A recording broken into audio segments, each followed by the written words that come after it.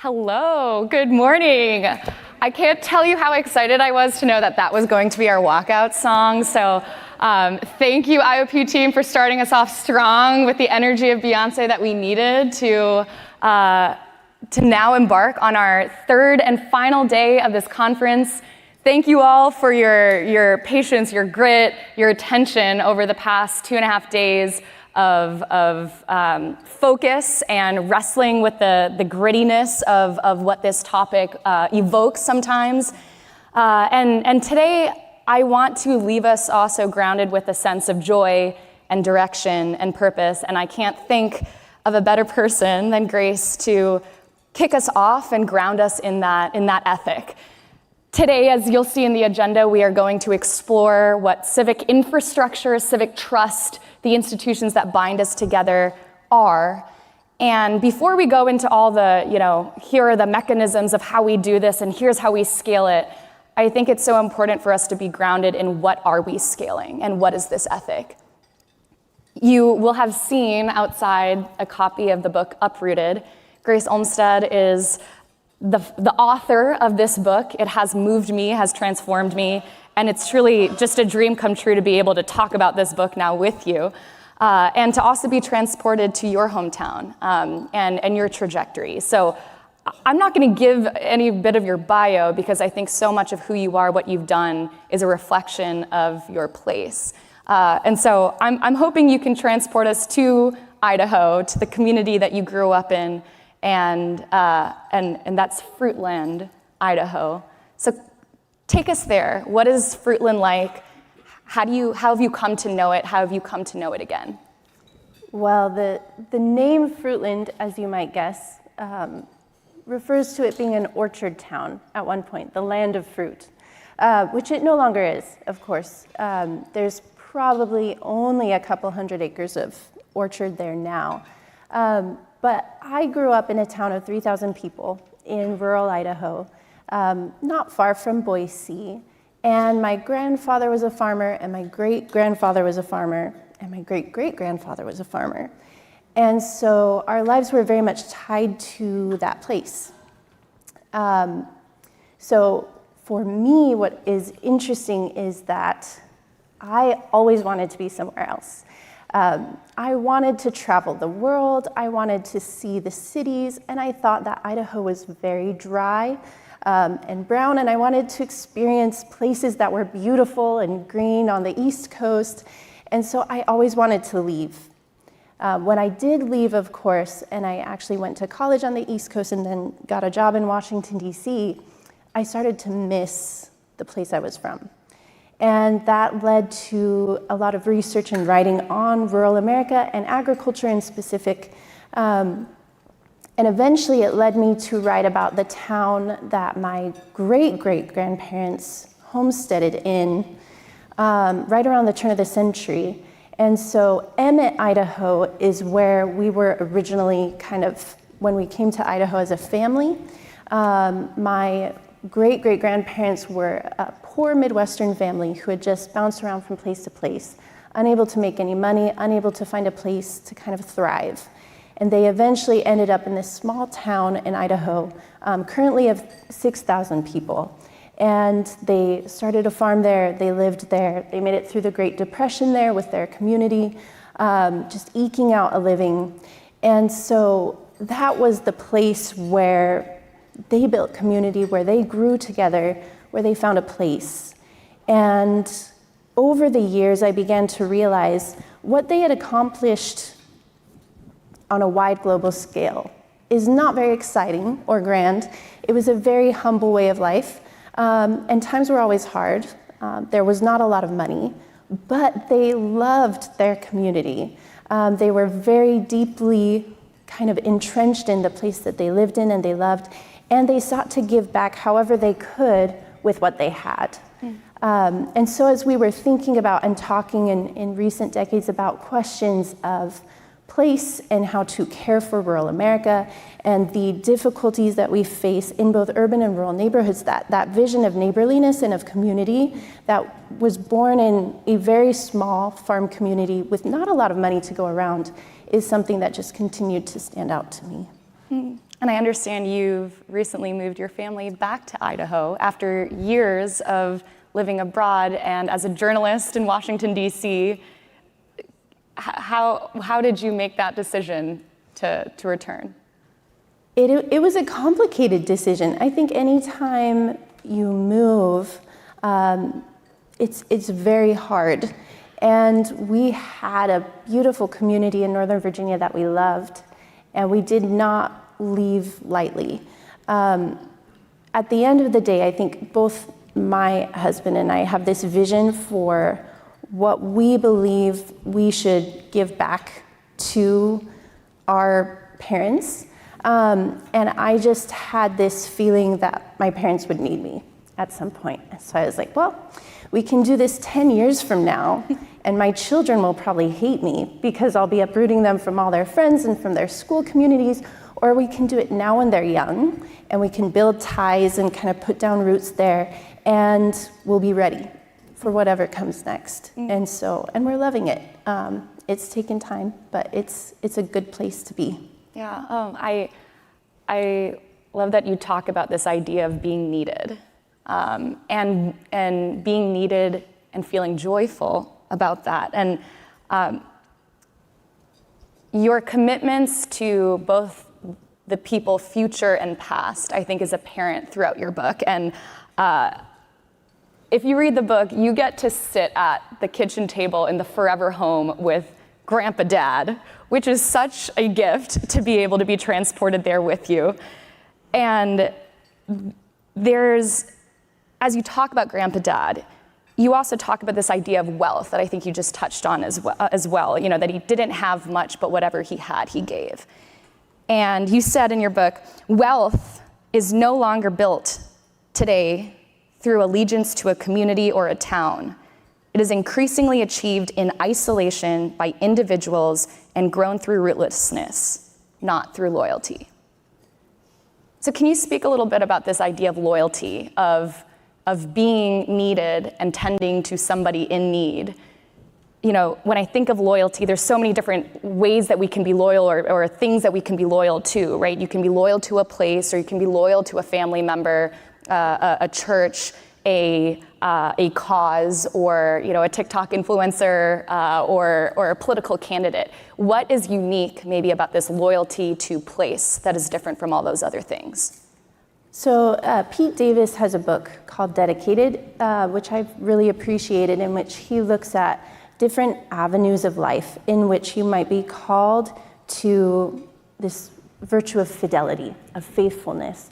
And one thing I appreciate about his work is that he is clear, place is one of many, and many people will need to choose one form of fidelity that maybe requires them to put place lower down on that list. And I think that's the nature of living in the world that we live in. Place cannot be the most important. And in many times and places, you might be called to leave and to move somewhere else, either for your own personal well-being or for the sake of your family or for other reasons. That said, fidelity to place is something that I have thought a lot about, because when we are transient, it can take a toll both on us personally and on the communities that really need care, especially in our own time. One of the areas that I've lived in is Washington, D.C., and what you notice there is that in many ways it is a beautiful city full of incredible, vibrant communities, but the common complaint that you'll hear when you are involved in an association of any kind in D.C. is people are always moving. It's very hard to build momentum or to bring about long-term change when the turnover is just so constant. And yet that is part of what it is to live in a lot of cities in America at this point, is that there's a lot of turnover, and it's very difficult for people to build something together without just that underlying understanding that someone in this team of people might eventually go somewhere else. So what that then means for a lot of rural communities that are quite small, as well as communities that are perhaps just underrepresented or just don't have the funds of a lot of other places, is that it's very difficult for them to achieve the things that they need in order to grow and to flourish. And that constant back and forth and transience can take a toll on those communities long term. Yeah. And so I think if we're hoping to build real reform and change in those communities, being faithful to that work and to those places is something that we have to take into account. You know, as you speak to that, it feels like, and I think even in this week, you know, I've chatted with a few of you that it feels like we're suspended in this time of where we can nurture this love for place, and it's like a kumbaya of like, yes, this is so important, and then we leave here and the things that keep us from tending to our place continue to exist and get larger and deeper and harder. And so we exist also in this tension of, you know, what we know is true about what we want and what we love is also so hard to express in the world and the systems that we have. And you speak a lot in the book about the economic systems that are also driving and undergirding the changes that are taking place in Emmett, Idaho, and communities like it.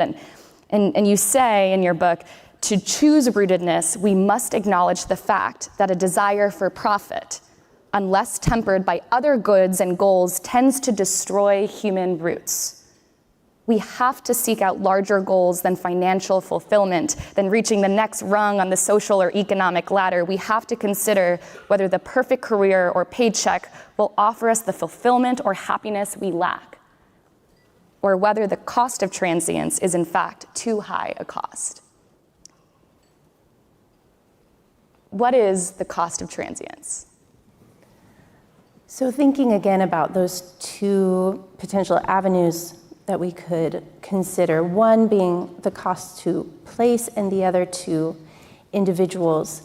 One thing I find very interesting is that we are just a very career-centric country and society that has many benefits.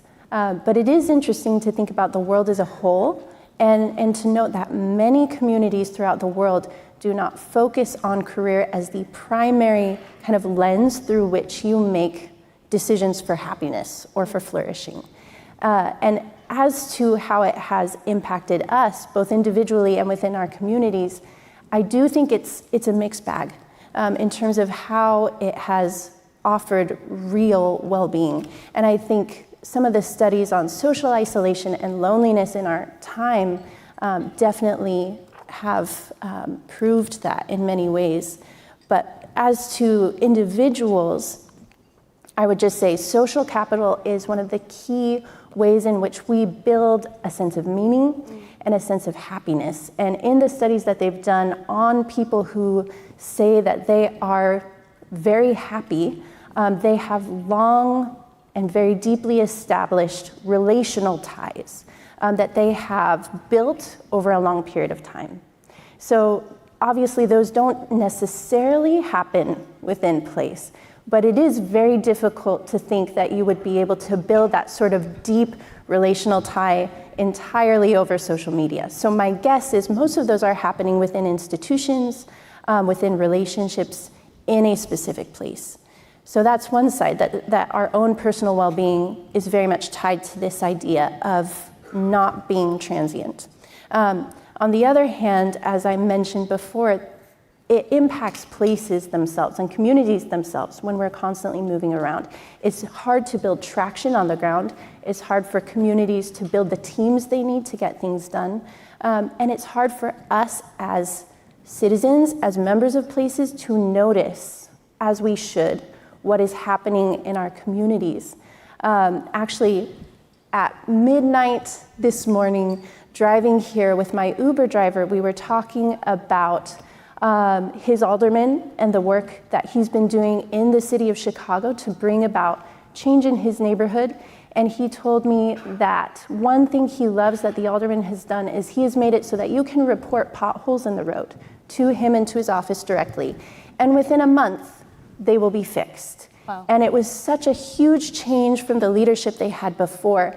But what I loved about that story was it was about the people who are on the ground, who care about their community, and they're out there noticing and attending every day to the work that needs to be done, then having a relationship to someone who has the influence and the ability to get actual work accomplished. That work can only be done when you have two people, more than two people, in a place who are attending and have decided to invest themselves fully in that neighborhood. You have a lot of examples of that same ethic in your book as well. And a lot of them are farmers, I noticed. And I just want to give a shout out to two farmers who are here in the audience, my dear friends, Bruce Tiffany from Redwood Falls, Minnesota, and my good friend Julie Tesh from Waseca County, grew up on her family's dairy farm. And so what I'm about to read from your book is very much what I think of them and the life that they and their families have left. And I took away from your book that there's a lot we ought to learn from farmers. And so you say, and a lot to learn, particularly in what are the virtues of civic life and what are the things that work, that when we talk later today about what we replicate, the farmers know. And you say in your book, the farmer needs neighbors. The farmer needs the church. The farmer needs associations, societies, and boards. The farmer needs mentors and mentees. When a farm community is working, it is neighborly and multi-generational, made up of farmers who are training the next generation, be they sons and daughters or completely unrelated young people with a thirst for the land. A farming community is a membership that preserves culture in place, remembering the past and carrying it forward into the future. It is a membership in which conservation is linked to innovation, in which we preserve and protect even as we create. Obviously, not all of us here are farmers, but as we are community members and we are community builders, what can we learn from the farmer? And maybe, I know throughout your book, you talk about Wendall Berry and this picture of like the agrarian life, and you learn a lot. I know you're a student of Wendall Berry, who's a farmer in Kentucky and a promoter of, the agrarian movement. Why do you, in your book, keep turning to these metaphors of land and soil to help us understand our commitments? Well, in part, just practically speaking, it's because it started as a book about farming. And then as I was writing it, my editor and others really wanted me to draw in this memoir component, because there is a tension if you're writing a book about people who've committed themselves to this place that they're living in, and a place that's struggling, and you are writing about it as a person who left that place and has moved elsewhere. And I felt it was very important to acknowledge that tension and to grapple with it, which is why then in writing about agriculture and the changes in agriculture and how it's impacted rural communities, it became also sort of this meditation on what it means to be either rooted or uprooted, to transplant yourself to a new community. Not that the metaphor of roots works in every situation perfectly, but the idea of it of I'm going to stick here, I'm going to care for this place, I'm going to give of whatever talents and abilities I have to try and bless this community. That idea is something that just struck me as something that many farmers, not all, kind of instantaneously adopt because they're having to. And the rest of us often see as optional.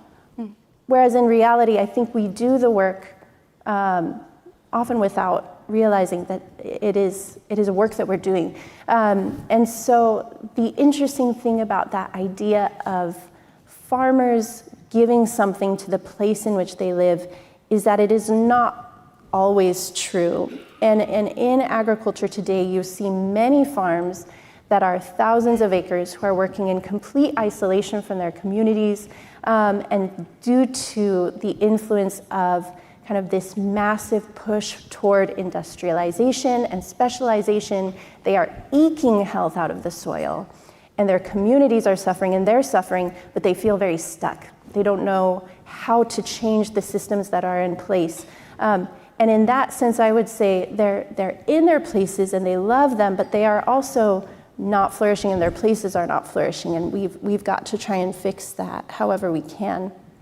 That said, there's a lot of people in the world of farming, and I think here also of Black farmers in the South who have built associations and communities to combat racism within the USDA and within their communities, and who have built beautiful regenerative farms, and people who have built beautiful farms throughout the heartland and through the West Coast who are committed to regenerative agriculture and who are working in collaborative farm operations to try and build something that enriches the next generation. And what you see in those individuals and in the communities they work in is that they have not just a vision for how this farm will profit 5 years from now, but rather they're asking the question, how will my grandchildren and great-grandchildren be able to flourish in this community that I'm living in right now? What can I do now to incrementally move us toward health? And that question and that perspective, I think, is one that needs to become more common and that I would love for us to use to animate a lot of the conversations we're having in America. I appreciate you making sure that even as we appreciate the agrarian life, that we're not also painting a romanticized, like detached from reality, also with the challenges, you know, and you do that even as you talk about your love for Emmett and Fruitland as well, where you talk about the story of the dispossession or the forced removal of the native people there, then also the Chinese immigrants who were brought in for the gold rush and then pushed out, and you then bring it back to farmers today who are being pushed off their land because they can't make it meet, or they can't pass it or make the financial ends meet or pass it on to their children too. And as you talk about the true heartbreak, the pain, the disappointment, you also say even alongside the bad, the broken, and the frustrating, you see so much to love about this place. You go on to say that these places are worth loving for its own sake. It needs to be loved for its own sake, not for anything it might do for far-flung stretches of the world, but for what it can do for each and every one of its community members. I'm wondering if you can talk a little bit about what does it take in us to love things that are broken and things that cause us pain. And knowing that there's so much pain in other people's places around the world, how do we join our pain to that too? How do we love our place deeply and also still have enough love to love the other places too? Well, the first thing that comes to mind is that, and I've thought about this a lot. Love is not, I think, what we think it is. Oftentimes it's not usually an extremely warm, super positive emotion that you feel all the time. In fact, I think one of my favorite definitions of love I've received, and I don't remember where I read it, so I apologize in advance, but it is the claim that love is long attention in the same direction. That to love well is in fact to attend well and to notice. I think Simone Weil talks so much in her work, she's a beautiful French philosopher, about attention as this form of both humility and grace that we extend to those around us. And that is the type of love that we have to imagine and then inhabit if we are going to love places. If you have loved ones in your life who you've known a long time, you don't love them because they have no faults. You love them in spite of or even because of their faults, and you walk with them through those struggles that they experience. And you are necessary to their growth, and they are necessary to your growth. But it isn't easy. It's never easy. Love is not something that usually comes to us easily, which is why it is a habit that we have to build. And so when we talk about loving a place, I want us to think about long attention in the same direction, noticing the potholes, noticing where there are not sidewalks and there should be sidewalks, noticing the communities of color, the communities that are living in poverty, the communities that are thriving but need to be called into account for some reason or other, and drawing attention to those issues and then making those issues something we say then, I'm going to step into that and I'm going to use whatever voice or talents I have to try and speak to that and help with that. Shakespeare has a sonnet in which he says, "Love is not love, which alters when it alteration finds, nor bends with the remover to remove. Oh no, it is an ever-fixed mark that looks on tempests and is never shaken." And moving into a presidential election year, I think we're probably going to move into a tempest year in a lot of our own communities, towns, and cities. And I think at any time we come to an election year, it's always funny to see how many people post on social media, "I am moving, I'm leaving, I'm never coming back." And it's so understandable because those are perhaps the years in which our communities are maybe at their most unlovable. And so I would just challenge you and myself, what are the ways we can weather that tempest together and love through it and in it, for the sake of drawing that community into something better. And as to how that relates to other communities and how we love them as well, I would just say we start at home, but we never end there. It is a place where we must invest ourselves because it's where we're living. Tim Ingold is an anthropologist who talks about the world as a meshwork, this idea that we ourselves are very porous. We think of ourselves often as very isolated, individualistic, and atomized. In fact, in our very being, we are deeply interconnected with the world around us. The ecosystem we're a part of shapes us and we shape it. If you think in that way of what it means to be human, then all of a sudden you can't think of yourself as just one person in one small community with no influence or impact on the world around you. As a part of an ecosystem that extends across continents, that is both regional and local and global, we can, in fact, I think of home as a place to start, but not to end, if that makes sense. Yeah. We're coming to a close, and so I want to make sure we can have you read a beautiful part of the end of your book. But if I may, just to contextualize why this part of the book meant so much to me, and also to share a little bit of how I actually know Gracie. This is our first time meeting in person, and I'm like crying in front of you, so hi. But I first met Gracie, she message requested me on Facebook. And the message request said, "Hey, I am writing this book that's about to be published, and I'm writing an article for the Wall Street Journal about it. And I came across your work.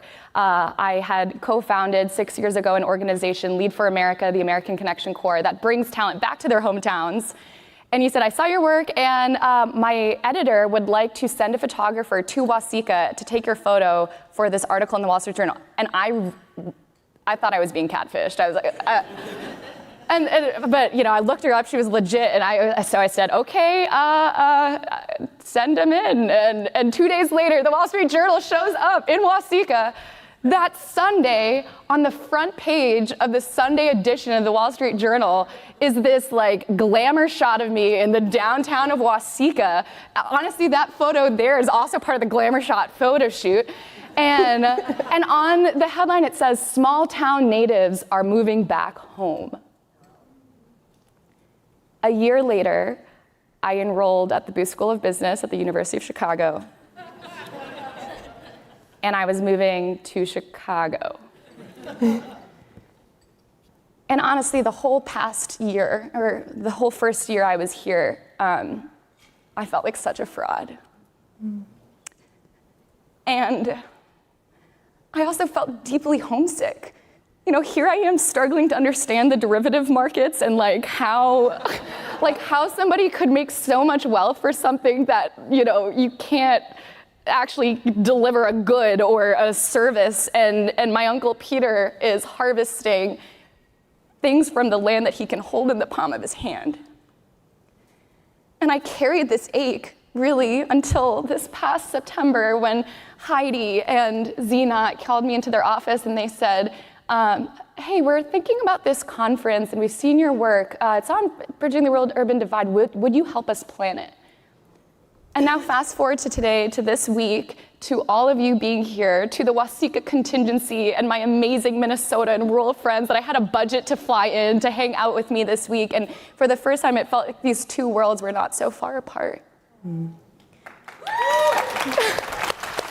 it has just been this outpouring of my ache has been this in this community. So I want to say thank you to all of you. And to close this off, thank you, Gracie, for speaking to the ache of this homesickness. And I know I'm over time, but if you could just take a minute to share, what does this ache mean and what do we do with this ache? Before I read or talk about that, you are not a fraud. You are doing important work. Yes. And I wrote that article and then went to Oxford for a year. So this is complicated. Loving places is complicated, and there's no easy road back or to a new place. And I think sometimes homesickness is something we live with and carry with us, and it doesn't mean that we necessarily go home. It means we think about those memories that build the homesickness in us, and we ask, okay, what am I supposed to do with this? And what you do with it might work its way out in multiple ways. And so that is hopefully encouraging. This is important work, and being here has repercussions that blesses multiple communities. And so you are not a fraud. I forget, did you want me to read or just close out? Sorry, got distracted. I would like you to read the last. Sounds good. So speaking of the ache of homesickness here, we choose what to do with this ache. We can ignore it, dismiss it as sentimentality, and push forward with our lives, or we can pause and consider, what is the pain telling us about what we're missing? What does it tell us about how we might form the future? Homesickness can become a way to identify the best parts of the past and carry them forward, even as we leave behind things that ought to be reformed or abandoned. In this way, we can prevent nostalgia from turning into a reactionary or bitter habit of thought while still learning from its ache. Homesickness reveals opportunities to respond to love. Perhaps that love will propel us forward to transplant ourselves in better soil, to create healthier rhythms for us and our families. It is important to recognize that its ache will never be perfectly satisfied by a specific place or community. We should not return home out of an expectation of fulfillment, out of some hope that homecoming will assuage that ache in our hearts. It won't. But perhaps love, a truly clear-eyed, understanding love, will still call us back to what we've left behind and inspire us to invest in communities that raised us, in families that need us, or in landscapes that have been sorely depleted.